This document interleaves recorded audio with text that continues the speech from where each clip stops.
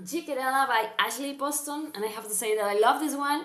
I was a bit worried that I was going to find myself with a very romancy kind of book.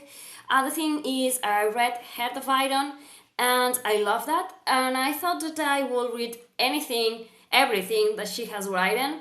Heart of Iron is a very sci-fi kind of book. It's like full of spaceships and androids and artificial intelligence, and we have this character called Anna, and it's like a retelling of Anastasia and a very dystopic kind of future, and I love that.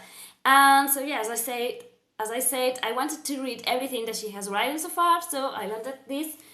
And as I say, I was a bit afraid that I will be a bit more romantic than I usually read, but I have to say that I don't know what I was expecting, but this book, it's just amazing. I mean, it's full of Jackie references. We're going to find references to lots of things, Star Wars, Star Trek, Batman, Lord of the Rings, actors like Tom Hiddleston or Chris Pine, lots of things and lots of catchy sentences, and we are going to be following amazing characters. The two main characters, it's Elle, this girl here, and Darien, this guy here, and what they have in common is Starfield. Starfield is this TV series, and I'm going to talk about the characters first, and then I will go back to the TV series, and you will see why. The book, it's written with two main point of views. At the beginning of its chapter, we're going to see who is going to be narrating it, and it's going to be divided by Elle and Darien. Elle is a girl who her father has died, and she's living with her stepmother and her stepsisters, and yeah, you know how Cinderella goes. They are like the evil part of the book. They are making Elle life miserable. She has to do all these jobs around the house. She has to clean, she has to cook, she has to do everything, and she's usually mistreated. Her stepmother always tells her that she isn't good enough, that she doesn't have what it takes, and she's always belittling her. So she lives thinking that she's nobody, and she's always closed off in herself, and the only place where she can be who she is where she writes in her blog about the TV series called Starfield. And she used to see that series with her father, and he was a big jack. He even created a con for that TV series, and he even met Elle's mother in that con one day, making a cosplay, and I think it's amazing. And yeah, in the other side we have this actor called Darien. He's been cast to play Carmindor, that's the main character of the Starfield TV series, because they are making this movie like this revival thing, the same thing that they're doing with the Star Trek, right? And he is afraid that he's not going to be good enough because he has this standard relationship with his father, where he doesn't exactly find a way to be himself. He's always told what he has to do, how he has to look like, what he has to eat, what he has to do. And also he is beginning to think that maybe he cannot deliver what the fans expect, because there's fans who approach him and say, you are not going to be good enough to be our Carmindor. So he's like, he doesn't know exactly if he's going to be able to do that, because he hasn't got the role because he wants the money, but because he really is a big fan of the TV series, and he wants to be Carmindor and to be able to be the hero, to be able to say, here I am. And they cross paths, these two main characters, because one day Darien sends a text message to a telephone number thinking it's the one who created the gun, that's Elle's father.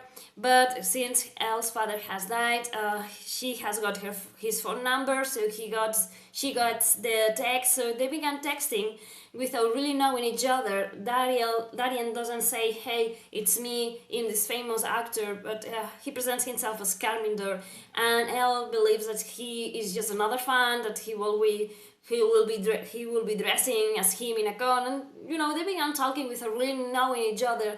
And in that not knowing each other in real person, they began to shed layers and get to know each other as they are in the inside. So I'm not going to explain much more on that. You will have to to read the book, and I think I'm not making justice to it because I want to say so many things and I'm like blah, blah, blah. You know what I mean?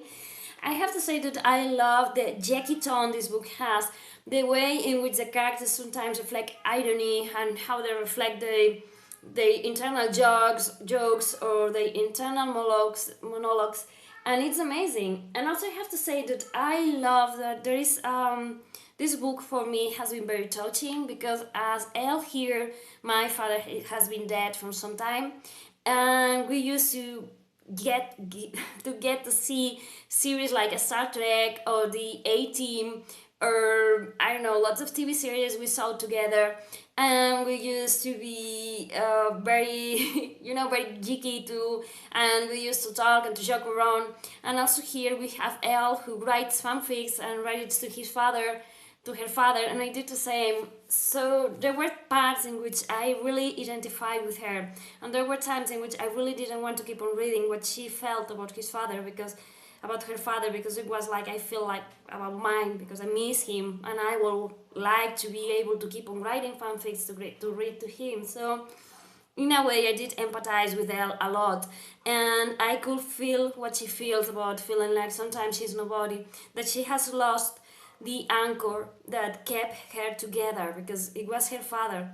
She always thinks about him, and she feels alone, and she feels like she's adrift, and she always returns to that happy moment when he was by her side and they were together and they were able to go to fandoms, and that's amazing. And yeah, it made me think a lot about my father. Also, I love how we have Darien, and he gives this image of being able to do anything, but inside he is wondering if people will accept him as he is. He feels like he's always wearing this mask. The way he presents to the outside world and the way he presents to the people who really know him. And I love this dichotomy of him, of wanting to find someone who can ground him and he can be who he really is, because he's also a geek and he likes the TV series, and he wants to show the world that he's just a fan like the rest of the people. So yeah, I love how human the characters on this book are and how vulnerable they are under all these masks that they wear. So it's amazing. Also, we are going to find secondary characters, which I love. Sage, this character here, she's amazing. She also is a lesbian, and I love that this book has representation too and inclusion, and I love the relationship she's going to have with someone, I'm not going to say who. And I love the dog. I love Frank. I mean, that's amazing. I love dogs, so having a dog here, it's amazing for me.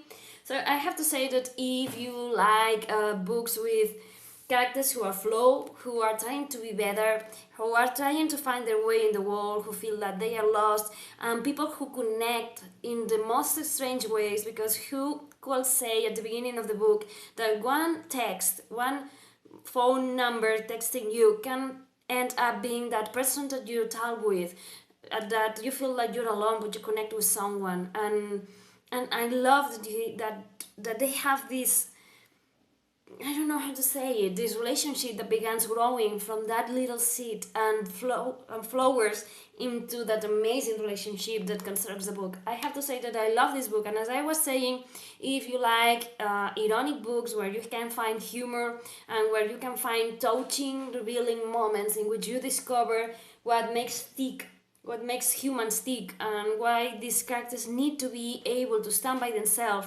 There is a line in this book that says, today we fight. I love this spirit. I love that despite being beaten down, these characters decide that today they are going to fight for what they believe in, and that there is a way out. And yeah, it's all not rainbows and unicorns. It's a lot of pain in here. It's a lot of betrayal. It's a lot of feeling lost, but it's a lot of hope too. So I will recommend this book to you. So thank you for watching. Bye.